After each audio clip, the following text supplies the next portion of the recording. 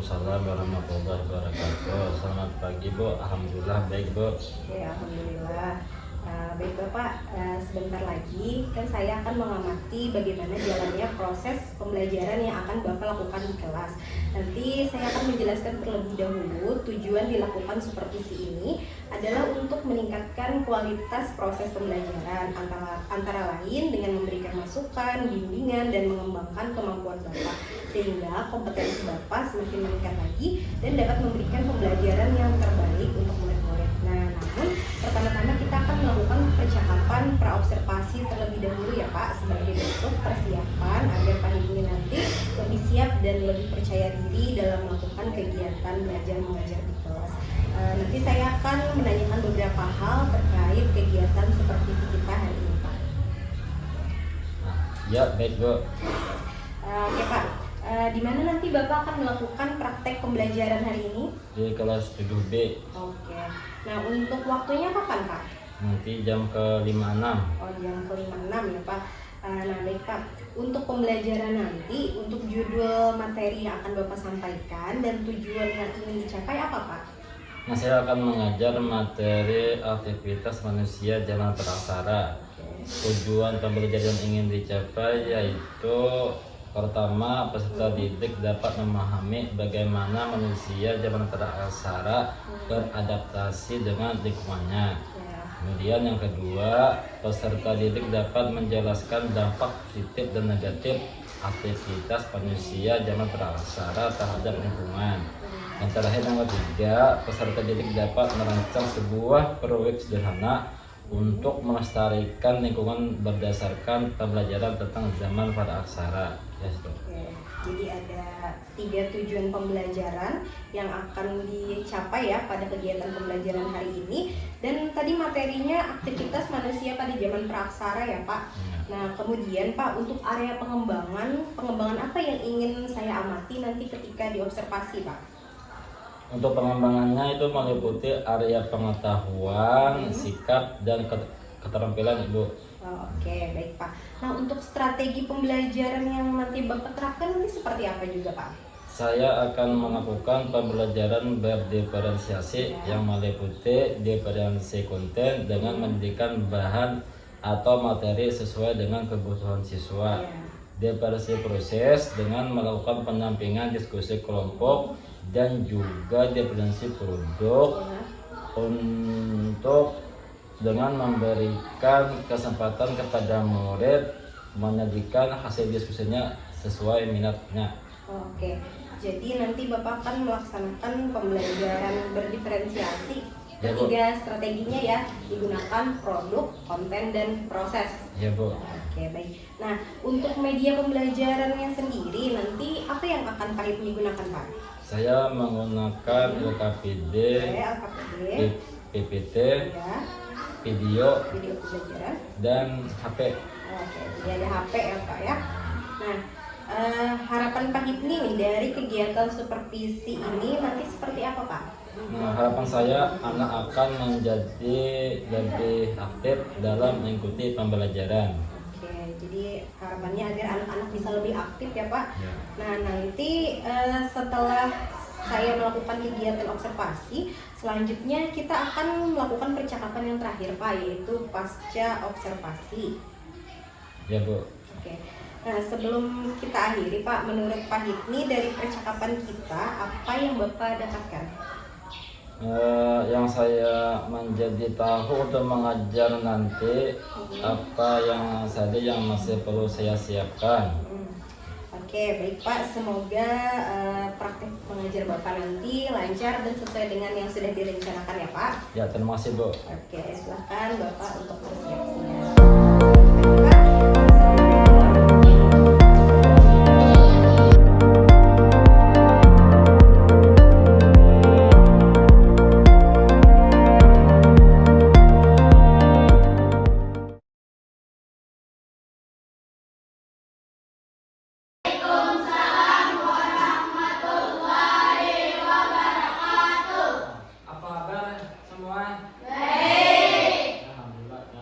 Alhamdulillah, nah kita berjumpa lagi pembelajaran hari ini lah.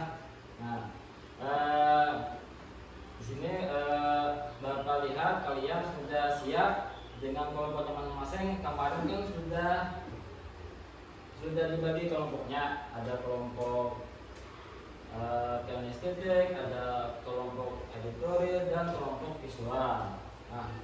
Nah itu pada pertemuan kemarin itu kan sudah kalian belajar. Nah, Bapak lihat dulu di sini ada yang sudah siap, ini sudah rapi semua bajunya. Ya sudah buku-bukunya, ada pelajarannya. Oke lah, siap terus semua dah. Nah sebelum kita mulai, nah marilah sekarang kita berdoa. Nah, untuk yang memimpin silakan. Mulai.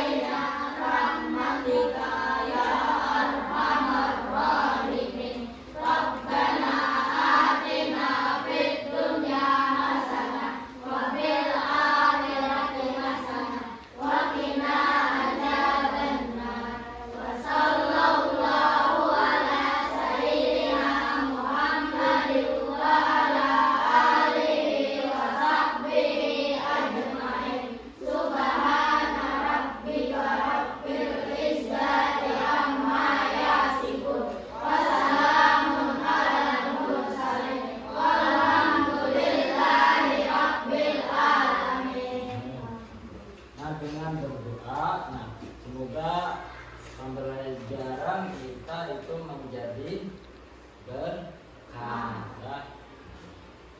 Oke, sudah siap semua?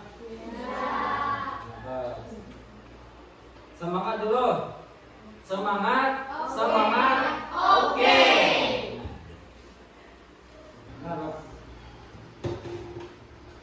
Nah, Bapak bertanya dulu, pernahkah kalian membayangkan bagaimana kehidupan zaman dahulu sebelum ada teknologi modern? Apa? Pernah membayangkan? Yang pernah. Nah, menurut kalian apa saja yang dibutuhkan oleh manusia untuk tetap hidup? Ya, Pak. Nah, begini kalau bu editornya api untuk membakar maka makanan. Nah, masaknya siap dah. Cek dulu. Siap. Nah, mantap. Nah, semangat. Oke.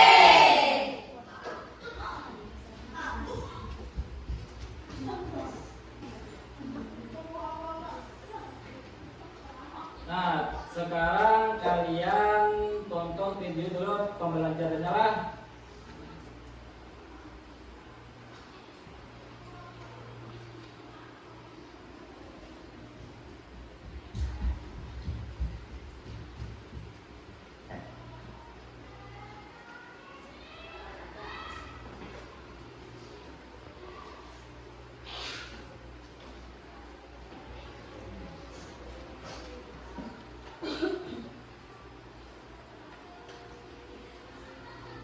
Sampai sekarang masih ada banyak misteri dan kepingan puzzle kita belum pahami sepenuhnya tentang evolusi manusia.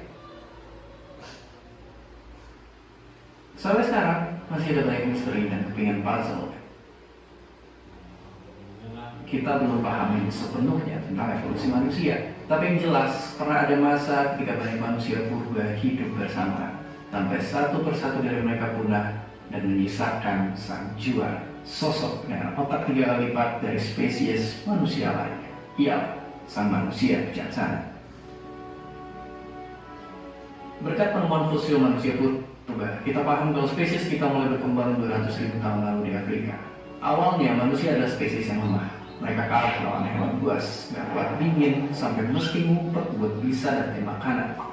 Bisa dibilang, manusia sengsara di depan kondisi alam dan juga terancam spesies lainnya. Sampai akhirnya, mereka berhasil menemukan cara agar menjadi raksasa. Enggak, mereka gak jadi makhluk berbadan besar. Jawabannya bukan ukuran, tapi jumlah. Iya, waktu itu manusia mulai bisa bikin kelompok yang lebih besar. Ini sangat penting, karena kalau satu manusia kalah sama manusia purba, 10 apalagi ratusan manusia bisa.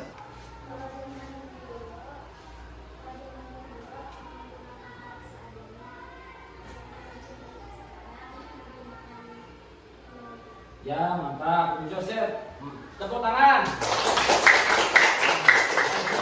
Kalau zaman dahulu manusia purba itu menggunakan alat sederhana. Kalau zaman sekarang menggunakan alat teknologi modern. Ya, kan? Nah, dalam pembelajaran ini, kalian itu dapat memahami bagaimana manusia zaman praksara beradaptasi dengan lingkungannya. Kemudian yang kedua, kalian tuh menjalankan dampak positif dan negatif aktivitas manusia praksara terhadap lingkungan. Nah, kemudian kalian dapat merancang sebuah proyek sederhana untuk melestarikan lingkungan berdasarkan pembelajaran tentang zaman para aksara. Salam sejahtera bagi kita semua.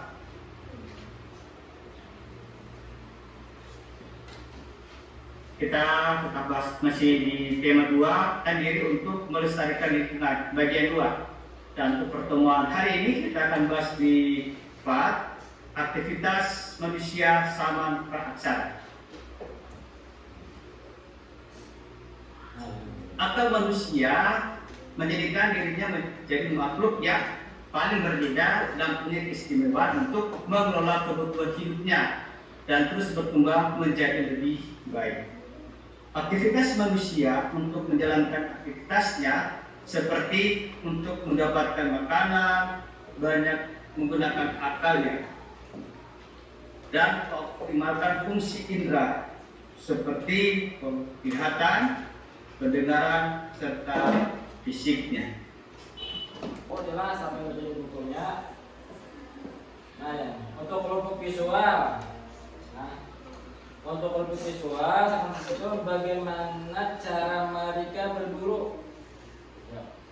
Bagaimana cara mereka berburu? Menggunakan alat sederhana seperti kapak, panjang, tombak, batu, gunting, kolam besar. Bekerja sama dengan kelompok memanfaatkan lingkungan. Ya. Terus, siap. Tepuk tangan.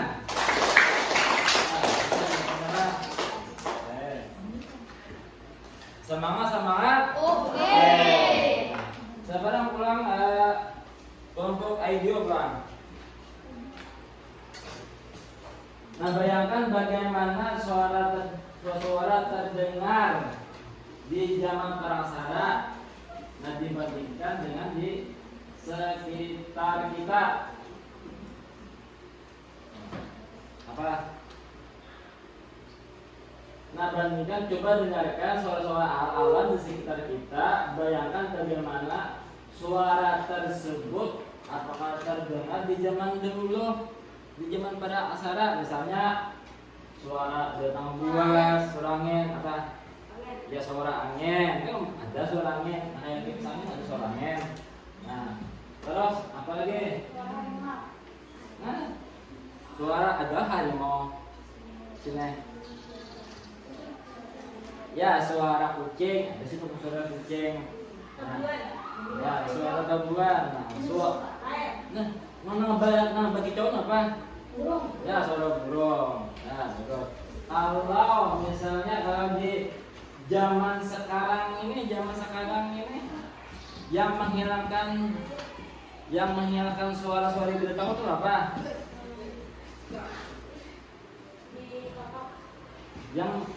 Yang menghilangkan suara-suara, misalnya kan di zaman dahulu, zaman purba dahulu ada banyak suara binatang. Nah kalau di zaman sekarang, ya suara kendaraan siapa teh? Ya ini pupuk dulu. Nah, siap. Nah, suara kendaraan. Nah, suara bising kendaraan, suara banyak manusia di luar tuh. Nah, itu yang membedakan lah. Kalau zaman dahulu tidak ada kendaraan, lah yang purba. Oke, udah sip dah. Nah, sekarang untuk kelompok kinestetik. Cobalah berdiri dan berpura-pura menjadi manusia purba yang sedang mencari makanan. Gerakan tubuhmu sedang berjalan di hutan atau mencari buah-buahan. Nah, silakan. Sini, di buka sini.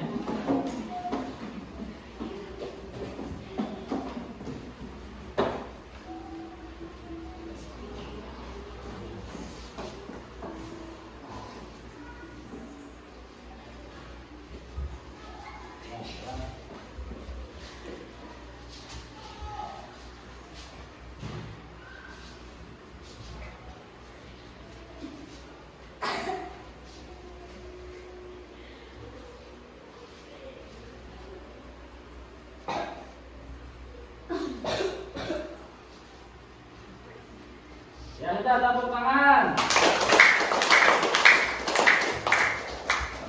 Nah itu maksudnya tadi mencari buah-buahan, karangan. Kalau di zaman sekarang orang misalkan untuk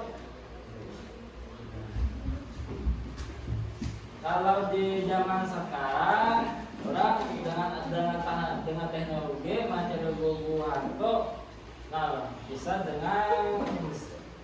mencari dengan mobil mesin lah jadinya. Kalau itu khusus di negara maju lah. Oke, sip. Nah, silakan dulu untuk pada sesi berikutnya kayaknya kita kerja kelompok. Nah, sebelum kerja kelompok silakan berdiri, kita ice breaking dulu.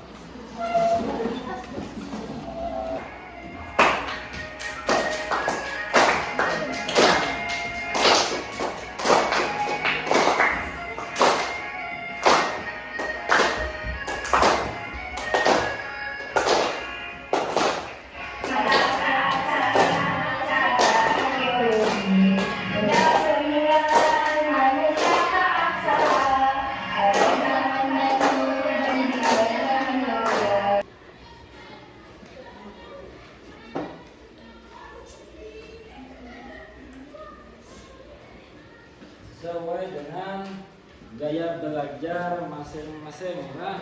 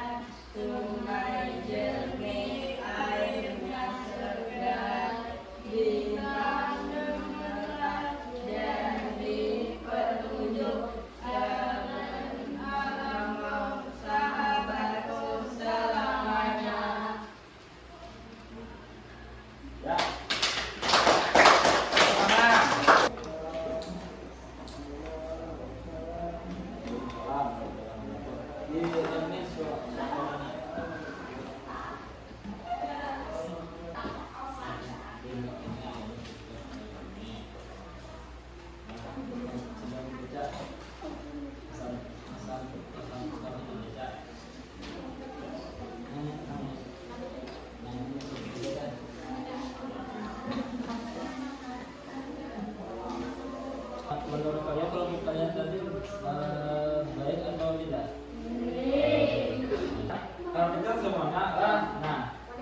pembelajaran kita tadi, kita dapat simpulkan bahwa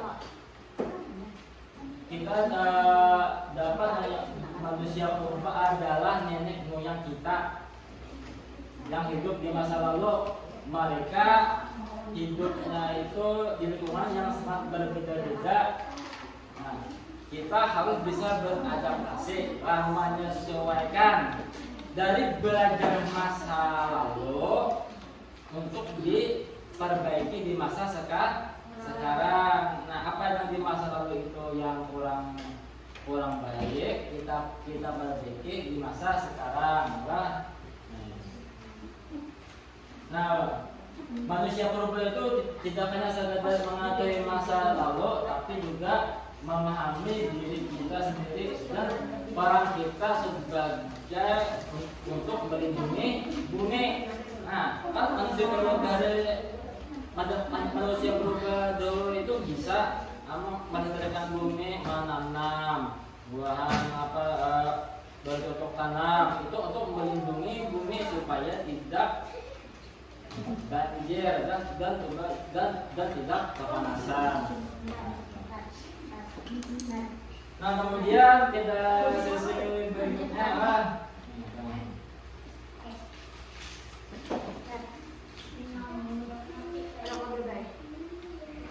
apa yang kamu pelajari dalam kegiatan hari ini?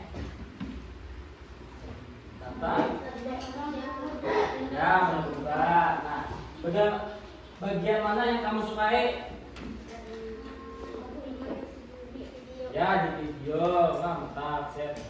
Karena di kelompok yang ketujuh melihat video itu lebih cepat menangkap ya. Nah, kemudian kesulitan apa yang kamu hadapi saat mengerjakan tugas? Ya, jadi kalau mau olah poster, maka dilatih lagi lah secara baik-baik. Kemudian, bagaimana kamu bisa menerapkan pembelajaran hidup sehari-hari? Apa? Hidup sehari-hari? Ya, jelas. Mantap. Nah, hidup sehari-hari kita belajar di apa? Belajar untuk meniru perbuatan yang baik dari nenek moyang kita baik. Oke, selanjutnya kita evaluasi. HP-nya silakan buka.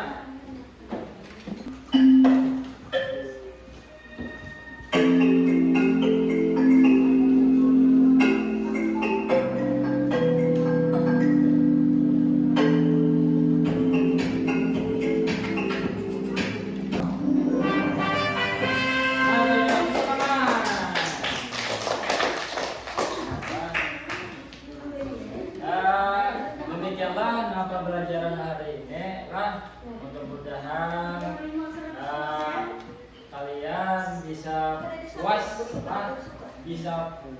dalam belajar ini dan mudah-mudahan bermanfaat juga. Nah, karena waktu berakhir dulu kan sekian. Nah, wassalamualaikum warahmatullahi wabarakatuh. Waalaikumsalam.